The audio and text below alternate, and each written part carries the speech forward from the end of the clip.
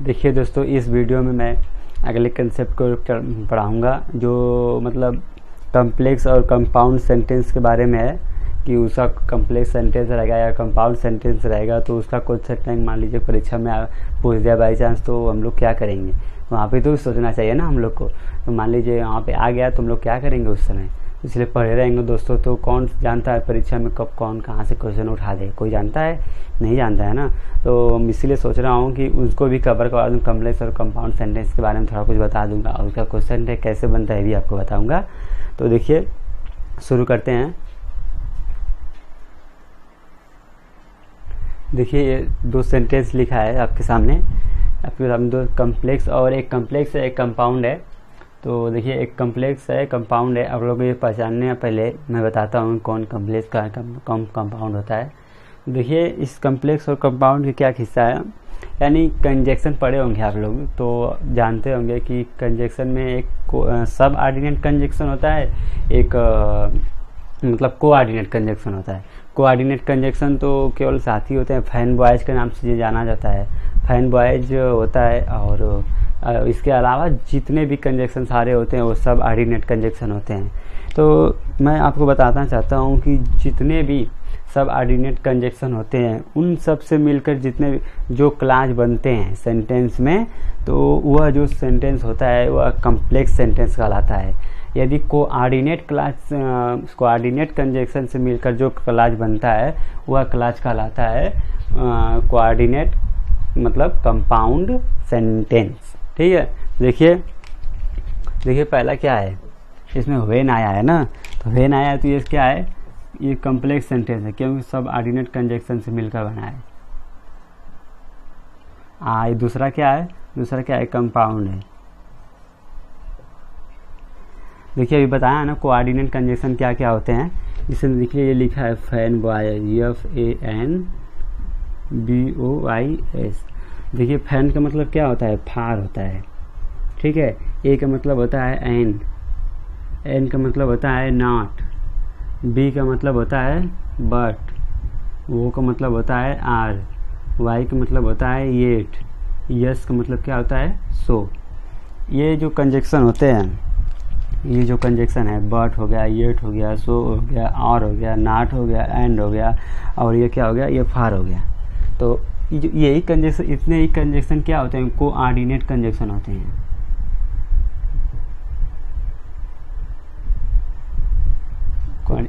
इनसे जो मिलकर क्लास बनते हैं वो कम्प्लेक्स या मतलब ये कंपाउंड सेंटेंस कहलाते हैं। ठीक है। और इनके अलावा जितने भी कंजक्शन होते हैं सेंटेंस में क्लास मतलब बनते हैं मेन क्लास के साथ जोड़ करके, वो होते हैं कॉम्प्लेक्स सेंटेंस। ठीक है, ये बात तो समझ गए। अब दूसरी बात ये आती है, इन सेंटेंस में भी एक इंडिपेंडेंट क्लास होता है, एक होता है डिपेंडेंट क्लास होता है। तो देखिए जो ये कॉम्प्लेक्स सेंटेंस होता है जो सबऑर्डिनेट क्लास से मिलकर बना होता है, ये जो क्लास होता है ये मेन क्लास के ऊपर डिपेंडेंट होता है ना, ये मेन क्लास के ऊपर डिपेंडेंट, यानी कि ये बिना मेन क्लास की मतलब ये जो मेन क्लास होता है सबऑर्डिनेट क्लास, ये बिना मेन क्लास के लिए कभी आ ही नहीं सकता, ये हमेशा इस पर डिपेंड होता है। तो इसलिए इस क्लास को बोलते हैं डिपेंडेंट क्लास।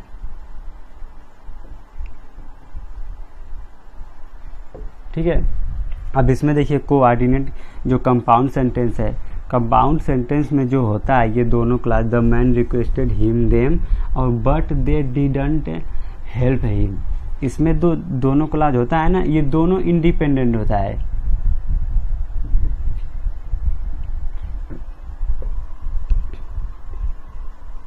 ये क्लास जो होता है, ये जो कोऑर्डिनेट क्लास होता है ना, ये इंडिपेंडेंट क्लास होता है, ये मेन क्लास के ऊपर निर्भर नहीं रहता है। ठीक है।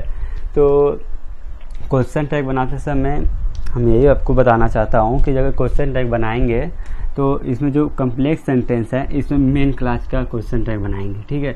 मेन क्लास में जो सब्जेक्ट है उसको लेंगे, हेल्पिंग वर्ब उसके अकॉर्डिंग क्वेश्चन टैग को बनाएंगे। क्यों बनाएंगे अभी आप लोगों को बताया हूँ, क्योंकि ये डिपेंडेंट क्लास होती है, ये मेन क्लास पर डिपेंड रहती है, इसीलिए इसमें मेन क्लास का बनाएंगे। इसमें जो कंपाउंड सेंटेंस है, कंपाउंड सेंटेंस में तो दोनों मतलब इंडिपेंडेंट होते हैं, तो किसी पर निर्भर नहीं होते हैं, ना ये इस पर निर्भर है ना ये इस पर निर्भर रहेगा। तो देखिए जैसे मान लीजिए व्हेन ही केम, वह वह जब आया, आई वाज वाचिंग टीवी, मैं मतलब टीवी देख रहा था। मान लीजिए खाली इसको इतना बोलें, व्हेन ही वाज मतलब व्हेन ही केम, जब वह आया, यानी कि जब वह आया मैं कह रहा हूँ, तो जिस आपको लग रहा होगा कि मैं इसके आगे कुछ बोलने जा रहा हूँ, लेकिन जब तक कुछ नहीं बोलूँगा तब तक सेंटेंस पूरा नहीं होगा। तो इसीलिए ये क्या होता है, ये डिपेंडेंट क्लॉज होता है। जब तक ये कहा नहीं जाएगा तब तक ये इसका मतलब अर्थ पूर्ण नहीं होगा। ठीक है, तो अब इसमें देखिए द मैन रिक्वेस्टेड देम, आदमी ने उनसे रिक्वेस्ट किया। अब क्या किया क्या नहीं किया, बस इतना हुआ, मतलब कहा जा रहा है कि द मैन रिक्वेस्टेड देम, आदमी ने उनसे रिक्वेस्ट किया। अब आगे देखिए, but they didn't help him, लेकिन वह उनका सहायता नहीं किए। तो इसमें उससे कोई लेना देना तो है नहीं, इससे इनसे कोई लेना देना नहीं है। वो उनका सहायता नहीं किया, आदमी उसे रिक्वेस्ट किया। अब दोनों एक में रहे न रहे, ये जो इंडिपेंडेंट क्लॉज होते हैं, न ये इस पर निर्भर करेगा न ये इस पर निर्भर करेगा, बट कम्प्लेक्स सेंटेंस में ये इस पर निर्भर करेगा। इसके बिना ये कभी आ नहीं सकता है। इसीलिए जो क्वेश्चन टैग बनाएंगे तो इसमें मेन क्लास का बनाएंगे। अगर ये देखो इसमें तो दोनों इंडिपेंडेंट है, ये भी इंडिपेंडेंट है, ये भी इंडिपेंडेंट है। हम क्वेश्चन टैग जो है इसके अकॉर्डिंग भी बना सकते हैं और इसमें इसके अकॉर्डिंग भी बना सकते हैं। यानी कि ये जो क्लास है मेन क्लास के अकॉर्डिंग भी बना सकते हैं और इसमें जो कोऑर्डिनेट क्लास है इसके अकॉर्डिंग भी बना सकते हैं हम। इसमें केवल मेन क्लास के अकॉर्डिंग क्वेश्चन टैग बनाएंगे। तो देखिए, तो आप लोग जान गए होंगे ये जो है इतना क्या है, ये मेन क्लास है। एक लोग फिर से थोड़ा सा ज़्यादा हो गया इसमें।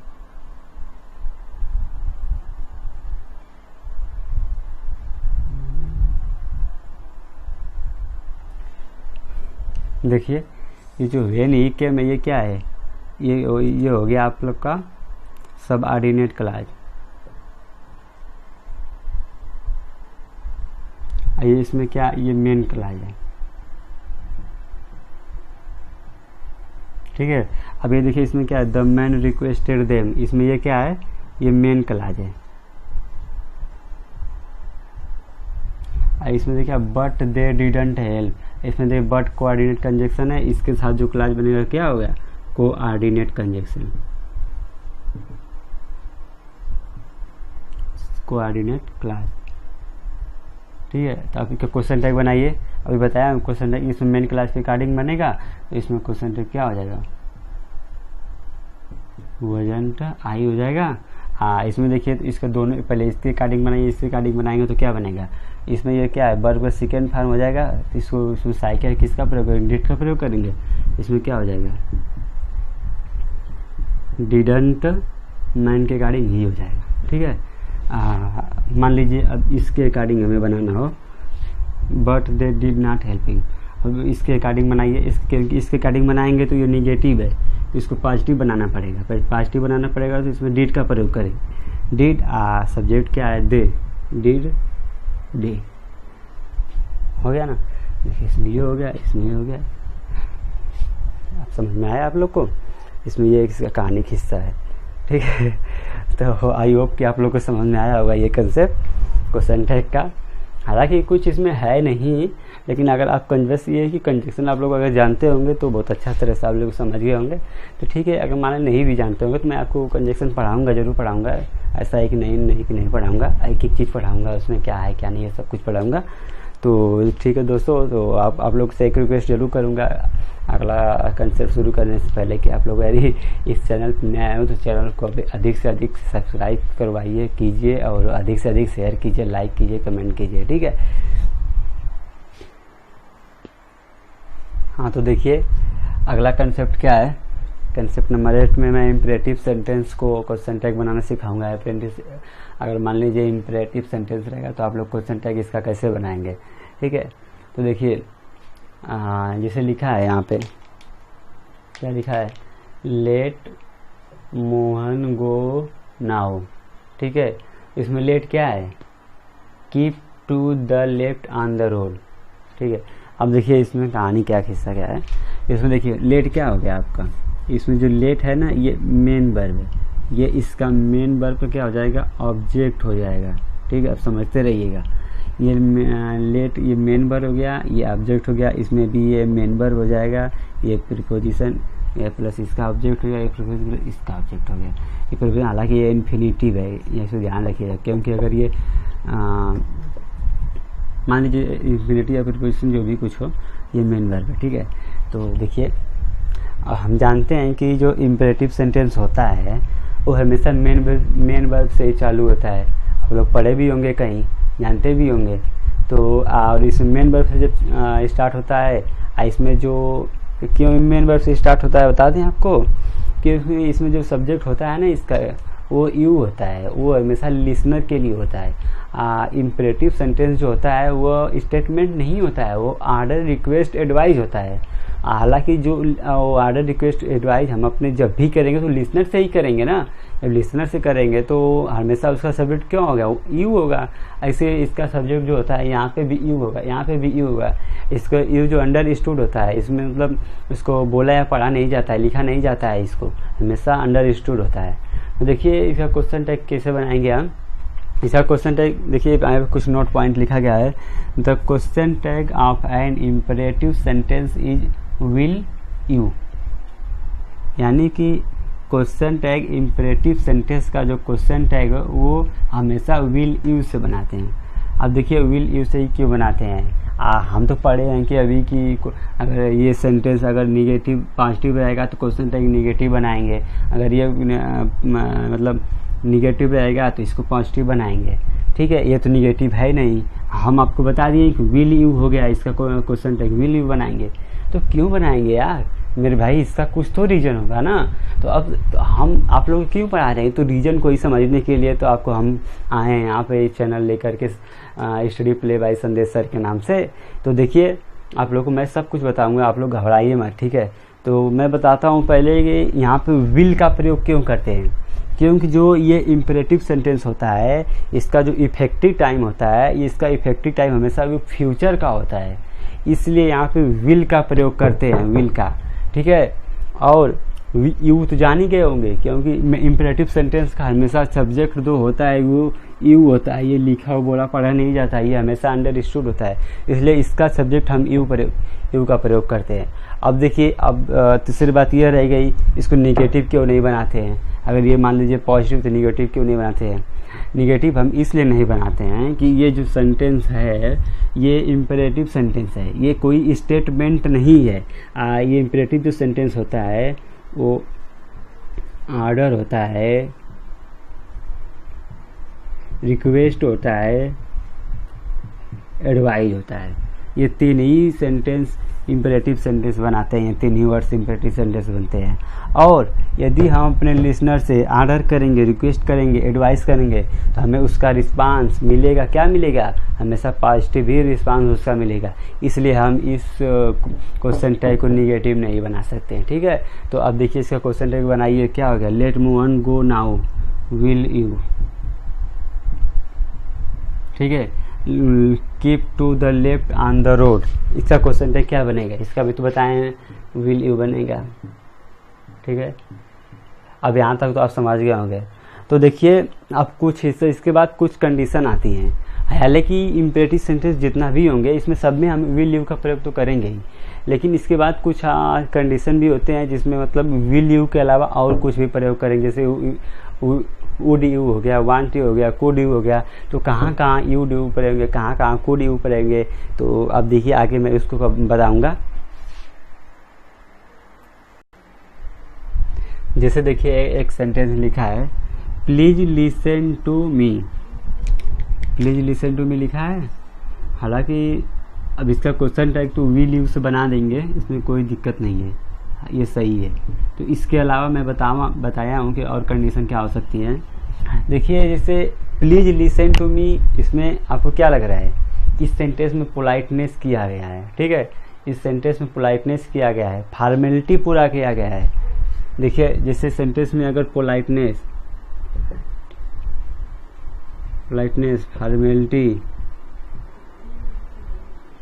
फॉर्मेलिटी सेंटेंस में अगर पोलाइटनेस, फॉर्मेलिटी किया गया हो तो हम क्या क्या प्रयोग कर सकते हैं, कुड यू का भी प्रयोग कर सकते हैं, और क्या प्रयोग कर सकते हैं, और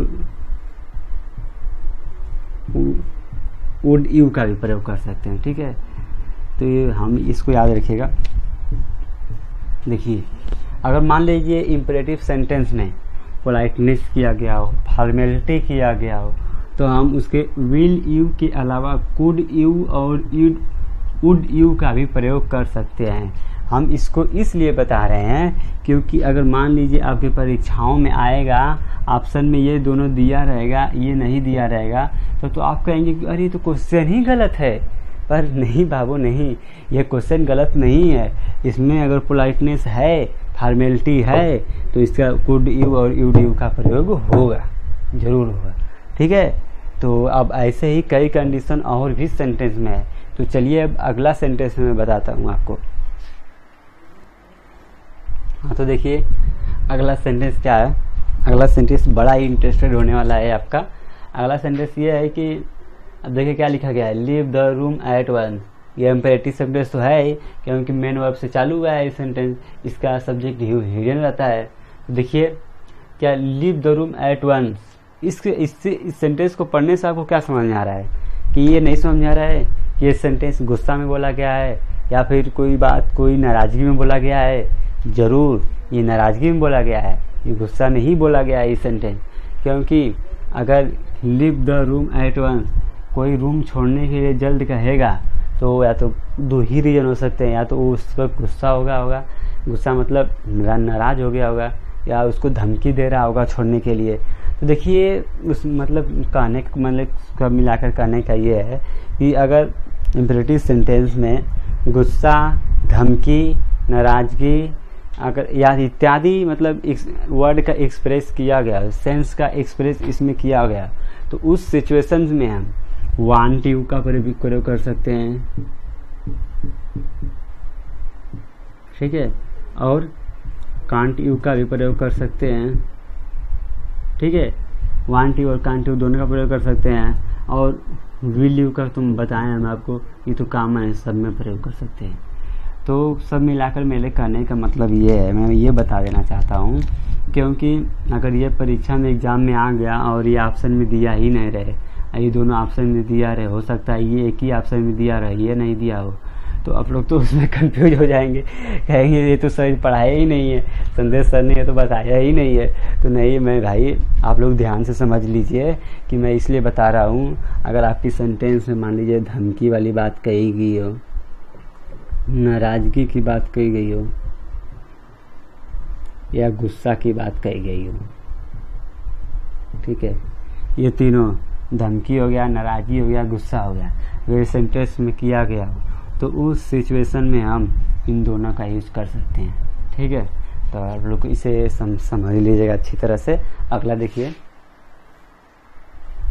हाँ तो देखिए अगला सेंटेंस क्या लिखा गया है आपके स्क्रीन पे आता हुआ। आपको ये है कि लेट्स गो होम। आपको तो ये लग रहा है कि इम्परेटिव सेंटेंस है, ठीक है, तो अब देखिए इसका कुछ अलग ही तरीका है। हालांकि लेट्स गो होम यानी कि इस सेंटेंस में कहा गया है, आपको कुछ लग रहा है, सेंटेंस में सजेशन कहा गया है। और लेट्स का मतलब समझ रहे हैं, लेट अस होता है, लेट अस जिसमें इसका सब्जेक्ट जो होता है वी होता है। देखिए यहाँ पे लिखा गया है, if the subject of the statement is let's then the question tag is shall we, यानी कि इसका जो सब्जेक्ट होगा वो वी होगा, इसलिए यहाँ पे क्वेश्चन टैग में क्या लिया गया है, वी लिया गया है। ठीक है, तो इसका क्वेश्चन टैग बनाएंगे तो क्या हो जाएगा,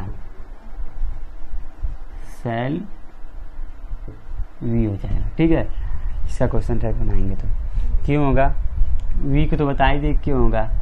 ठीक है, अब शैल को देखिए क्योंकि बताएं हम कि इफेक्टिंग टाइम फ्यूचर का होता है इम्परेटिव सेंटेंस में, तो या तो विल का प्रयोग या तो शैल का प्रयोग करेंगे। अगर फर्स्ट पर्सन है आई और वी, उसके साथ हमेशा शैल का प्रयोग करते हैं। हालांकि मॉडर्न ज़माना में तो अब विल का भी प्रयोग होने वाला लगा है, इसमें कोई दिक्कत तो नहीं है, बट यहाँ पे अगर शैल लिखेंगे तो ज़्यादा सूटेबल पड़ेगा आप लोग को, तो इसीलिए यहाँ पे शैल का प्रयोग कर रहे हैं। हालांकि एग्जाम में अगर विल आएगा तो आप उस पर मत जाइएगा, विल सर पे, हालांकि वो भी सही माना जाएगा, विल भी आज के ज़माने में सही ठीक है वो। तो देखिए आगे देखिए क्या है, अगला क्वेश्चन देखिए क्या लिखा गया है, लेट्स हेल्प दिस मैन। अब इसमें देखिए क्या क्या गया है, लेट्स हेल्प दिस मैन मतलब हमें आदमी की सहायता करना चाहिए। इसका मतलब ये है इसमें देखिए क्या आपको कुछ लग रहा है, इसमें देखिए पोलाइटनेस है, फॉर्मेलिटी है। जहाँ पोलाइटनेस रहेगा वहाँ फॉर्मेलिटी तो रहेगा ही रहेगा, फॉर्मेलिटी है, ठीक है। अगर मान लीजिए, हालांकि ये तो सेल भी से बना सकते हैं हम।